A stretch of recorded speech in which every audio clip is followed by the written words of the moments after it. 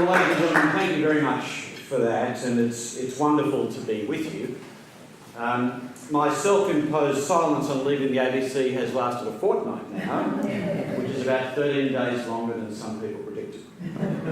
The ABC is such a constant presence in the lives of many of us, and working there you did feel that you were surrounded by all that was produced by the hard-working staff each day. And for good or ill, through those 10 years, I had a significant media profile, at least amongst those who were interested in the media, and my Twitter forays could also generate a bit of a stir on occasion. But now is the time for a winter hibernation for me, disappearing for a while, hopefully not my winter of discontent, anything but I'm content for a while to be someone who has nothing to say, or perhaps more accurately, someone who we no longer need to hear anything from for a while. And from what I can see over the last fortnight, the ABC is doing just fine without me. But this invitation from Gordon Priest, even coming as it does in my early period of exile, was interesting. And I hope it might provide me with an opportunity to pause and reflect a little bit on things I have been learning along the way. And perhaps also to contemplate a bit where we are heading. So I'm going to clear my throat, make a few observations, and then disappear again, if I may. It's very flattering to receive an award like this, particularly when I consider the others who've received it, people like Graham Clark and last year's winner, Barney Schwartz. But also you do fear at moments like this, that the imposter police are ready to storm through the door and march you away. Because I make no great claims about having successfully integrated faith and work. And anything that may seem like a strategy is more in practice muddling along, making it up as I go. I remember hearing Tanya Plibersek speak at a Radio National forum about families, and the question came for her, as it always seems to come for successful women. She has a high-profile, demanding job, as does her husband, and she was asked how she coped with all the demanding personal and professional demands in her life. And in answer, she just let out a sigh and said, "There is no secret, you just muddle along." Never a truer word, I thought. And that's all I can really speak about tonight, about faith and work. I feel like I've just muddled along.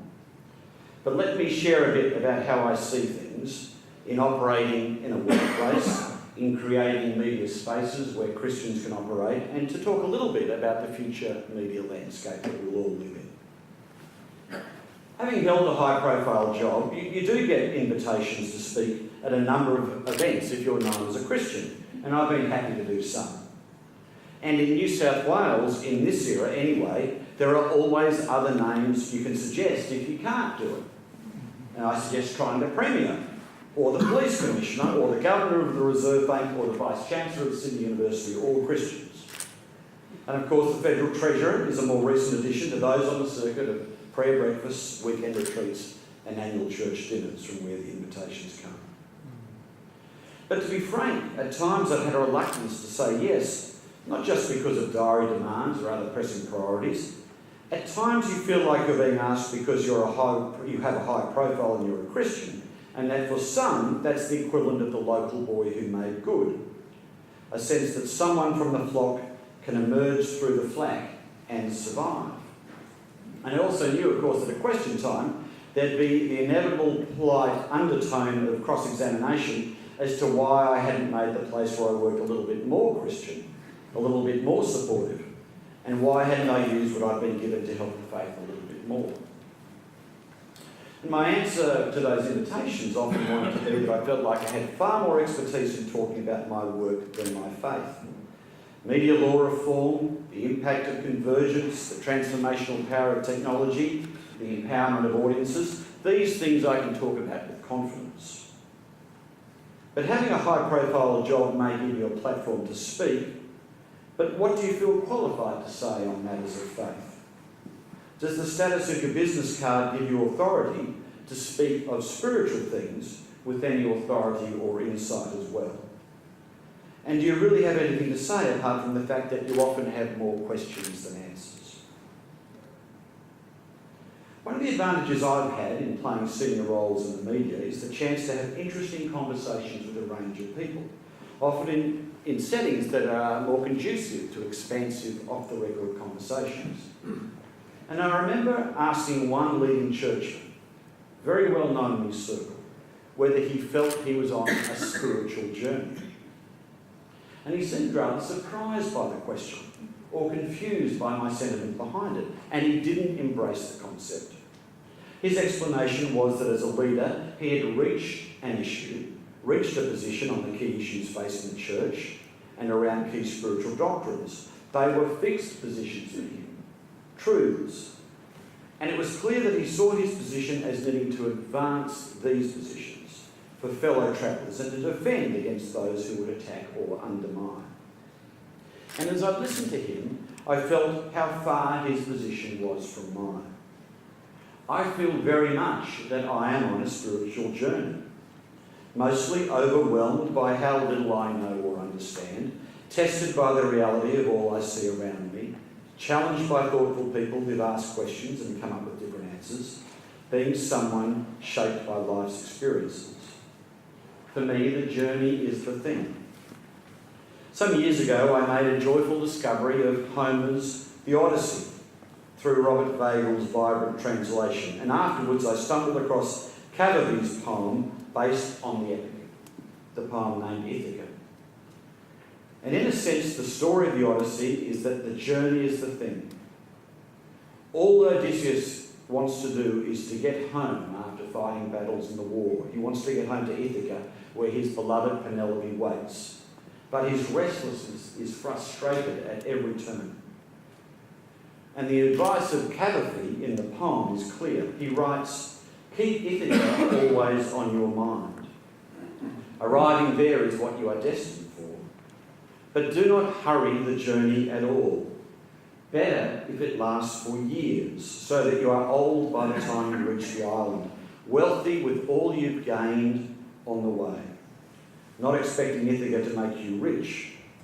Ithaca gave you the marvellous journey." So my comments tonight need to be seen in the light of feeling that I'm on a spiritual journey, as so many are, from a Christian tradition, as a follower of Jesus Christ, perhaps with more questions than ever and more concerned about the state of Christendom and how people see Christians and faith in this era. For matters of faith, though, on my spiritual journey, I find solace in the words of T.S. Eliot. We shall not cease from exploration, and at the end of our exploring will be to arrive where we started and know the place for the first time. I want to talk a bit about issues of faith in the media, but let me first speak about faith at work. At times I'll be asked the question about how being a Christian has affected how I do my job. And I do think the term Christian can be so loaded now. Everyone brings their own interpretation of what it means, most particularly those who would not identify themselves as Christians. At times it can be seen as ideological. It can be infused with an expectation of clear fixed positions around social issues, or perhaps a mindset of judgment and expectation. Pretty narrow, pretty closed, perhaps a little boring. These are the perception challenges. And my answer about being a Christian at work had little to do with media policy and programming and decisions about what people saw or heard. But to reframe it, to asking how being a follower of Christ has shaped my approach to work, that helped make it seem a little bit different. It moves to reflecting more about how I want to act, the person I aspire to be, the things I want to do. The reality is that the people who were in the best position to judge me as a Christian at work were those who worked with me every day. It's the people who worked closest with me at the office who would come to have the best view about how I was going, attempting to walk in his footsteps. Any claims I would make about being a follower of Christ in the office would pale in terms of credibility compared to the testimony of those who watch, who listen, and who know what I'm really like in the workplace. I suspect we're all conscious of our credibility gaps, but it's hard to be really aware of them in practice. Just how big is the gap between the person we want to be and the person we actually are most of the time? We may not be in the best position to judge that ourselves. Now, my office colleagues aren't here to tell you about me, thank goodness. But just thinking about that helps keep me grounded and challenged. But it is simply a test of applying some New Testament principles. At work, am I quick to listen, slow to speak, and slow to become angry? Do they see some fruit of the Spirit in my life, including those not always associated with CEOs? Patience, gentleness, and self-control. A sense of what is important beyond the simple material things of this world. Evidence of faith, hope, and love, the greatest being love. Fundamentally, is there any evidence at all that what matters most is the people, acting with compassion for the throng that is around? In answering those interview questions, I would try and make the point that being a Christian doesn't shape as much what I do, but who I am or who I want to be. The Christian decision-making, the Christian actions should be hard to parse or separate out. In any workplace, particularly as a CEO, you have a myriad of opportunities to work through these challenges because of the humanity that there is all around you. I've often discussed this with my wife, who, as you heard, runs a girls' school in Sydney. In both our workplaces, it really is all about the people. When I was leaving the ABC, I was struck that my memory was often drawn to the challenging moments of humanity. A workplace is full of life, people living with the complex and demanding, the inexplicable and the overwhelming.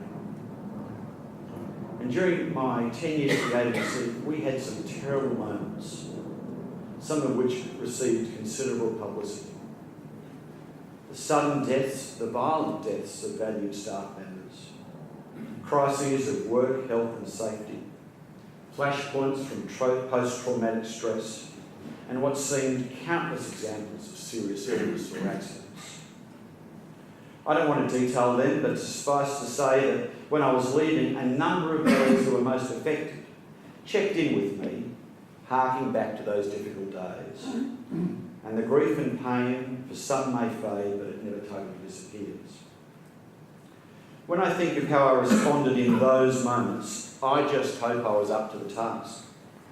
Showing love and compassion and generosity, being there for people, hopefully doing as Jesus would have done, providing comfort and support and strength. Who knows? Sometimes people would just say to me that you're a good man. A deceptively simple phrase, but one that indicates on that occasion that you did some good for people in need. And something that you'd want a follower of Jesus to be. A good man, a good woman. But then you are aware of the other times. When you didn't focus properly on the person in front of you. When you were constantly distracted by the transient and peripheral and lost sight of what was really important. And there are times when the letters and the phone calls arrive describing you as anything but a good man. The decisions you made, your thoughtlessness, the things that you allowed to happen. It is only when you realise later the insight in the observation widely attributed to Philo of Alexandria, be kind, for everyone you meet is fighting a hard battle. When you realise that at times you weren't there, that you made the wrong call, or that if you made the right call that you delivered it in the wrong way, that you weren't a good man and you fell short of the person you should be. Senior leadership lays so many traps. A narcissistic bubble, flatterers' words, remoteness, a comfort that can crush empathy and insight. So many offers to talk, so much self-belief that what you have to say is worth everyone hearing. I would have never understood before taking on the chief executive role how closely the organisation watches you, assesses your interest, your mood, your engagement, and in doing so comes to a judgment of you. Not just whether you're up to the job, whether you're steering the place in the right direction, but the kind of person you are, and whether they want to follow you, and whether they think you are the real deal. And so finally, internally, my test was pretty simple. In an organisation where very many weren't Christian, never or no longer, I just wanted my presence to make sense. If people heard I was a Christian, I just didn't want them to roll their eyes and make a snide remark or cackle loudly. But if they simply shrugged their shoulders and said, fair enough, or even better, attributed some of the better attributes they saw in me to my faith, then I would accept that. As we all know, and as we've all seen, all the public proclamations can be eroded by what is not so public. And my starting point in thinking through what it's meant to be a Christian at work has started not in front of a microphone talking to the many, but thinking how life takes place with the few. Let me talk a bit about doing the job as a media executive. There are Christians who are media executives, a hardy bunch, not vast in number, as best I can make out. But I've been struck a number of times by what some people expect Christian media executives will do or should do. For those without faith, there can be concern that a Christian media executive will use his or her platform to push their personal cause, to shape the discourse towards a Christian worldview in news, in comedy, in drama and debate. That is their fear.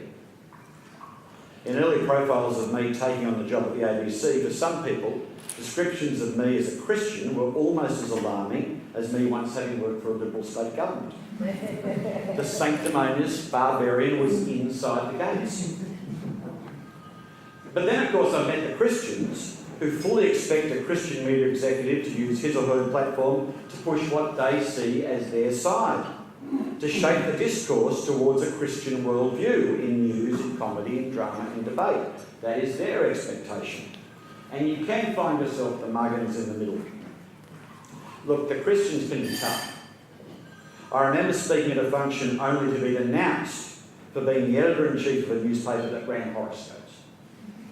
I simply responded that the research showed that the loss of the horoscopes would cost up to 10% of sales, and that I could make that decision shortly before being fired, at which point the Christian questioner would no longer have a Christian as editor-in-chief of the newspaper he had read. My response undoubtedly disappointed him. As an aside, can I just say that the biggest name in horoscopes back then, and still now, is a man named Jonathan Cainier, an Englishman who had an extraordinary following. And I remember a very smart lawyer telling me that even though she didn't believe in horoscopes, she read Jonathan Cainier every day because he was amazingly insightful in her life. Now, I hadn't thought of Jonathan Cainier for a decade until last week when I saw that he had died suddenly and unexpectedly at the age of 58. But I do remember laughing when I heard the horoscopes of one afternoon newspaper were doled out to underemployed sub-editors of the paper, who was free. And they would just sit there with their cigarette in their mouth, hammering out on the typewriter, Virgo, stormy days ahead, Libra, be ready for a lucky break, etc., etc. There's nothing that a good sub-editor can't do. Let me explain how I've approached being a Christian as a media executive with the fears and expectations it might trigger. The media organisations I work for have been solidly secular, although the Fairfax family came from a strong Christian tradition, and in Sydney would shock readers by commissioning a punchy evangelical editorial one Christmas and Easter for the Sydney Morning Herald, a tradition that continued long after the family lost control of the mastheads. But it meant that at no time was asked about my faith in any media job interview. And at no time when I was appointed editorial director at Fairfax or chief executive of the ABC was my personal worldview expected to shape the work done at the papers or at the broadcaster.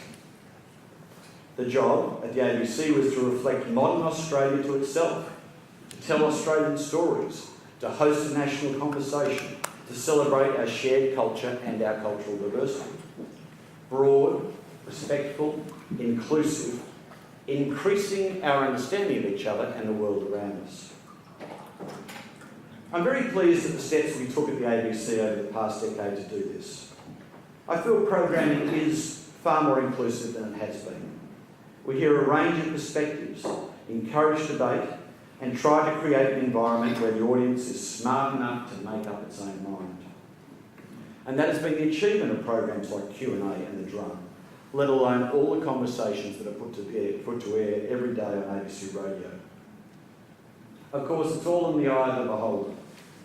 Some newspaper columnists never hear a conservative voice. But daily I get complaints from people who insist they never turn on a program without seeing a representative of the Conservative Institute of Public Affairs. As the Prime Minister commented after one skirmish at the ABC generated a flurry of attention, when it comes to the public broadcaster, everyone is a program.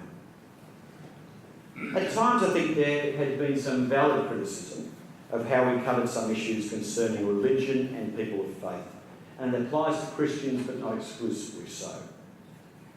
The essence of drama is conflict, and at times there has been criticism that discussion programs have been cast for conflict and conjecture in a way that creates theatre but not enlightened discourse. So people who feel they sit in the mainstream, be it Christian or Muslim or Jewish, feel that the voices who are represented to speak for them do not do so at all. And there are some sceptics who feel that Richard Dawkins hardly speaks for them. It can feel like the casting takes place on the extremes. Or at times, casting fills a stereotype. Christians rolled up to provide predictable views on a narrow range of social issues. And those Christians do not disappoint in their predictability. But who do disappoint many of faith who are watching, who have established a more complex or nuanced response to issues than has been reflected on their screens. It's an issue that I held discussions on at the ABC, challenging producers to dig a little bit more deeply, to find some nuanced voices, to not just round up the usual suspects. And just like the IPA has appeared more often on the ABC airways, so have organisations like the Centre for Public Christianity, and the opportunities that emerge for them to speak on far broader issues than simply debates around sexuality. The appointment of Scott Stevens at the ABC to edit wonderful religion and ethics content has also given a rich home for debate and discussion, with articles of genuine depth and substance winning global interest and acclaim. I know there'll be many critics about the recent Q&A exploring diversity of Christian perspectives in modern Australia. Who made the panel? Whether they are really Christians, the issues covered, the things unsaid that should have been said. But there was an hour on a top-rating program in prime time discussing Christian issues on the public broadcaster. An interesting moment, I would have thought. You do get questions and challenges about where are the Christians in the mainstream, where is the Christian view. It's a perspective that Lyle Shelton from the Australian Christian Lobby will raise without irony while making 2 appearances on Q&A this year, while all the others are tweeting, why is Lyle Shelton always on Q&A? Some hold the view that in modern Australia, the default perspective that we should start with is a Christian view, a Christian presence, a Christian assumption. That our first principle is as a Christian nation, and that it should be reflected as a foundation underpinning all that follows. But the reality is that traditional faith is simply not as important in the lives of millions of Australians compared with generations ago. It is self-evident. There are lower levels of mainstream church attendance. People identifying as Christian in the census are much lower. And there's no longer a requirement that you demonstrate you are an ethical and moral contributor to society by your church attendance and identification the way it once was. There is great interest in spirituality. There is a search for meaning. There can be a seeking of truth. But it is wrong to assume the Christian truth as a starting point for discussion. For Christians to be outsiders, to feel like outsiders may seem strange to us, but in fact it is just a return to the traditional state of events. Not the mainstream, but the contrarian, challenging outsiders. Outsiders who are invited in not because they automatically have a seat at the table, but because they have something interesting and compelling and relevant to say. I thought it might be worthwhile for me to conclude by making some broader observations about what's happening in the media sector, the transformations that I've witnessed firsthand over the past 10 years, because they will profoundly affect all of us, and I suspect present challenges and opportunities to people of faith. A few years ago, Deloitte wrote a report on the impact the digital revolution will have on different organisations, and it was entitled Digital Disruption, Short Fuse, Big Bang. Media organisations were at the short fuse, big bang end of the disruption. immediate sweeping changes impacting on audience behaviour, content creation and business models. And over a decade at the ABC, I saw the creation and arrival of ubiquitous smartphones and tablets, the sweeping penetration of social media like Facebook and Twitter, the global disruptive power of streaming superpowers like Netflix and Spotify, the disruptive dominance of tech firms like Apple and Google. And at its core is the breakdown of the local media market, an ecology that linked local content to local advertisers, the paper in the regional city with its own reporters to create a newspaper that was financially underwritten by local advertising. But now, through Google and Facebook algorithms, local advertising can be met from the US West Coast with ads delivered to people from those communities from servers far, far away. And we've seen what's happening to regional and national newspapers as a result. Similarly, if you lived in Melbourne, it was obvious you could only watch television from Melbourne. The programs of a handful of networks determined what you could watch and when. But think of your behaviours now. Watching major new television series released globally, worldwide at the same time, possibly streamed from the other side of the world. A diet of global podcasts, many of which were never broadcast first on the radio. You have the ability to read the world's finest newspapers before the print edition is delivered in the home city. It's a personalised world for you. The power has migrated from the producer to the audience. You decide what you consume and when and how, what you will see and hear and how you'll engage. And the personal world, although wonderful, comes at a cost. The breakdown of the shared world, a collective space, a commons. Where there was less choice, media organisations by definition needed to be broader and more inclusive. The target audience was the mass audience. Something for everyone didn't mean everything for someone. There was a mix, a plurality of content. It was the only way to reach an audience that was broad and local. And now the local audience has much more choice than the local offerings. And the online world is so big and the choices are so vast, there is a place for you to belong. You see the challenge in politics and in special interests. It's now increasingly possible for you to spend your time looking at websites, listening to podcasts, watching programming that confirms your ideological view, that frames issues the way you see them. For you, it is just right. And if you get lost in these insular worlds, your perspectives are reinforced. You are rarely confronted with alternative views, fairly presented. There is little genuine dialogue and open discussion. And it leads to the current circumstance in American politics, where many in the country are astounded by the rise of Trump, which they didn't see coming. And clearly many others are astounded that the others are astounded. Hadn't they been listening to the anger? Hadn't they heard the fury? There is a risk in retreat to these narrow worlds, to comforting ghettos, to closed ecosystems, to worlds that affirm and don't challenge or provoke or confront. All of which leads to lack of insight, lack of empathy, lack of understanding. For those who feel on the outside of their local community, there is a broader world to embrace. Small communities in many places who can aggregate large, niches will scale. And I suspect for some Christians, it means there may be a comfortable media world that reinforces and affirms, but that does not challenge or confront. A closed media world that can feel like home. And increasingly you can see it globally.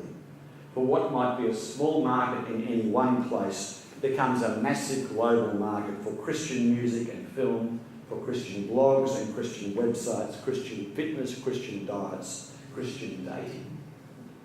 I was interested in the comments for the chief analyst for a major film box office website who was reporting on the rise of the Christian film market. And he said religious crowds are underserved, and they have been for a while now. What you're seeing is a big section of the population that wants movies that speaks directly to them with themes they can relate to. There's no surprise that there's a rush for this. If you're going to make something aimed at religious crowds, just go the whole way. Aim it at religious crowds without the secular movie-going population, because the reality is there's a big enough audience globally for you to just make a film that's aimed directly at religious people. And that's it, and still succeed. It doesn't have to be everything for everyone. A single film isn't significant, but the pattern could be.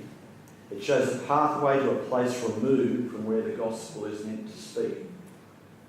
As I wrestle for understanding on my spiritual journey, I'm always comforted by the way Jesus acts in John chapter 3 and chapter 4.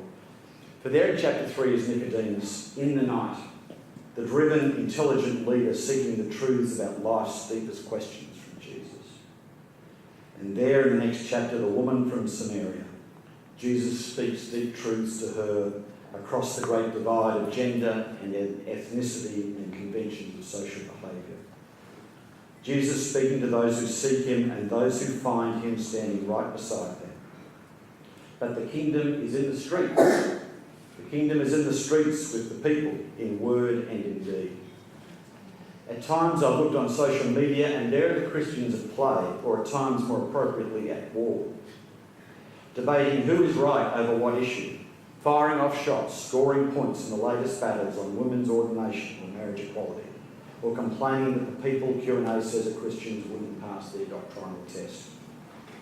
Jesus had little time for debate with the religious folks. He saw the crowds and said they were harassed and helpless like sheep without a shepherd. And that is where he spent his time. Despite all my questions and challenges along the spiritual road, I've always found that to be a truth I understood. I've seen enough through years working in the news or working alongside people wrestling with life's realities to know that the world should not be this way. We do feel harassed and helpless. We need words of hope and compassion. We need light to find a path to truth. In serving him, we serve them, and in serving them, we find him. So there are some thoughts for you this evening before I resume my vow of silence. They're thought fragments really, because I'm still thinking these things through. But that's the value about being on the journey that lasts a lifetime. It gives you lots of thinking time. Thanks for your hospitality this evening.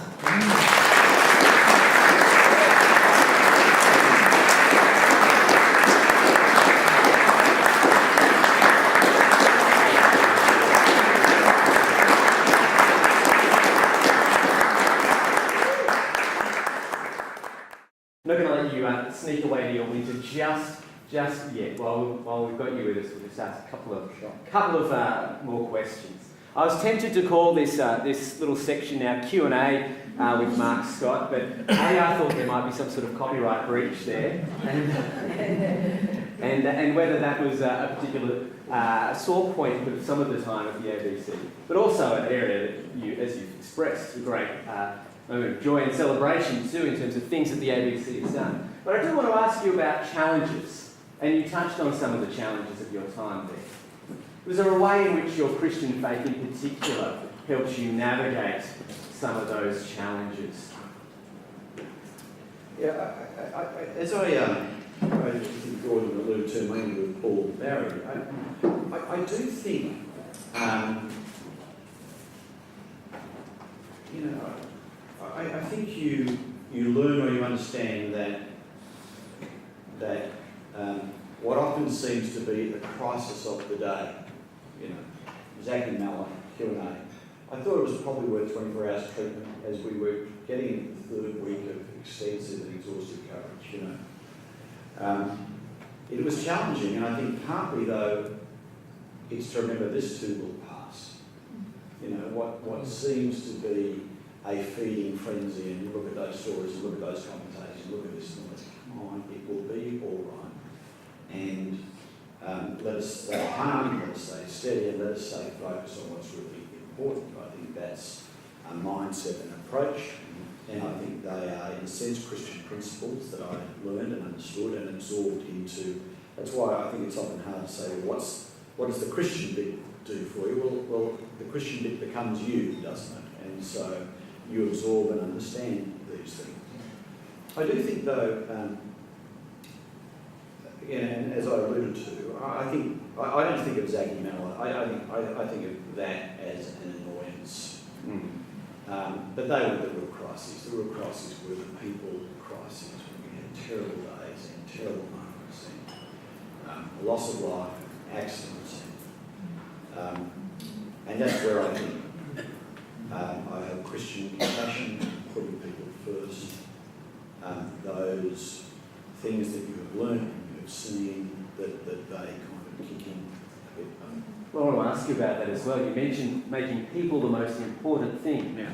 And yet, all of us know the experience of all sorts of other tasks and responsibilities that fill our inboxes and fill our days. Were there practical things that you were able to do in order to try and keep people as the most important thing? That's a good question, I think.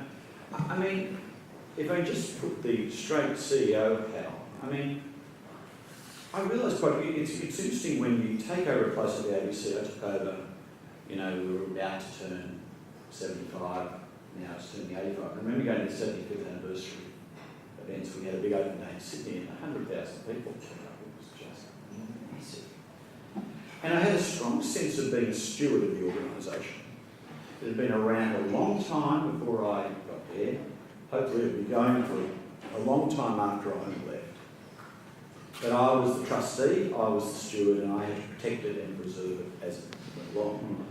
But in thinking about what wasn't, yes, it's a great heritage and it's a wonderful brand and it has some great facilities, but all those things can be damaged or disappear. You think of all those great companies we grew up with, pretty few of them are around anymore. Or famous companies that got into terrible ethical problems because of terrible decisions that were made. And you might have a wonderful innovation, or, we had iView, and iView was terrific, but now there are lots of catch-up services, even though I think iView is still terrific. The thing that's the competitive advantage, I'd say, was the people. The ABC was the people who worked there. That was the secret sauce. They were the magic ingredient. And so, yes, I think, to put people first and to try and create an environment where people could do their best work, it wasn't just a Christian philosophy, that's a CEO philosophy. And I think to create and to recognise also, I remember my first meeting with the ABC executive pointing out to them that if I had applied for a number of their different jobs, I wouldn't have got them. I never worked in television, I wouldn't have been made director of television. I've never worked in radio, I wouldn't have been made director of radio. We were all glad I wasn't the chief financial officer. I'm certain we wouldn't have had a chance to be the head of IT. They were their experts in their field.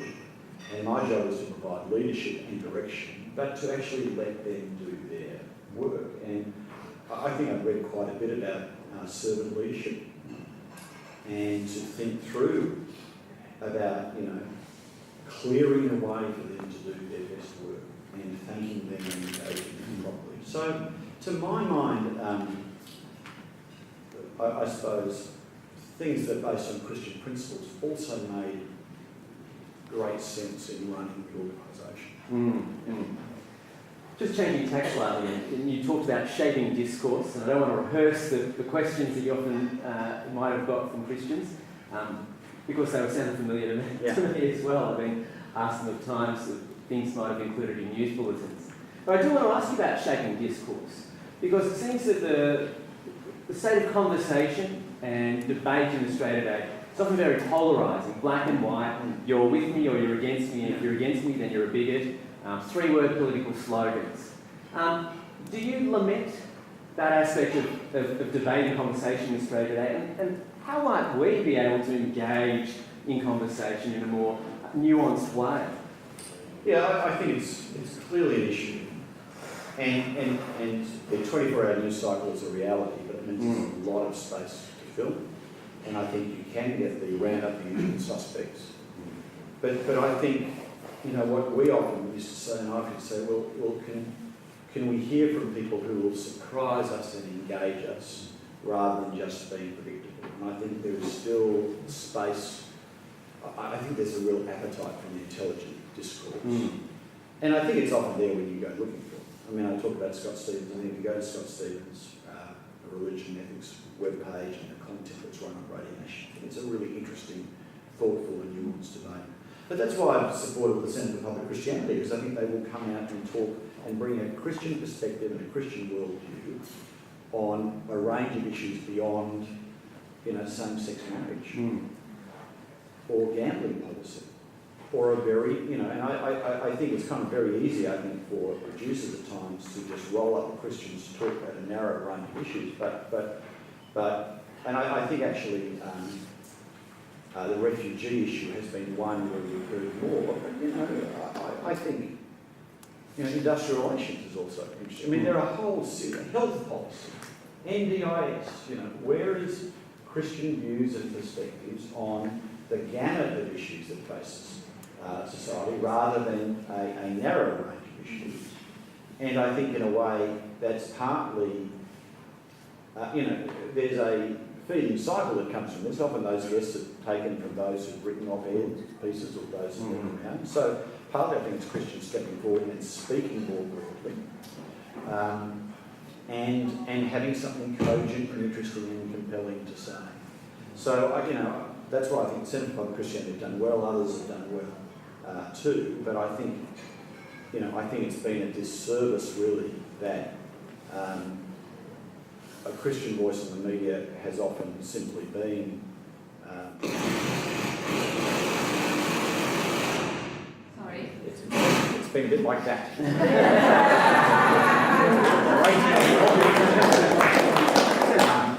So if we were to write to papers or call radio stations, think about what we say with some nuance. Yes, I think so, and to be broader, I think, and to be, I think people are looking, those producers, those decision makers are looking for new voices, different voices who are saying things that we haven't heard a million times before, over and over again.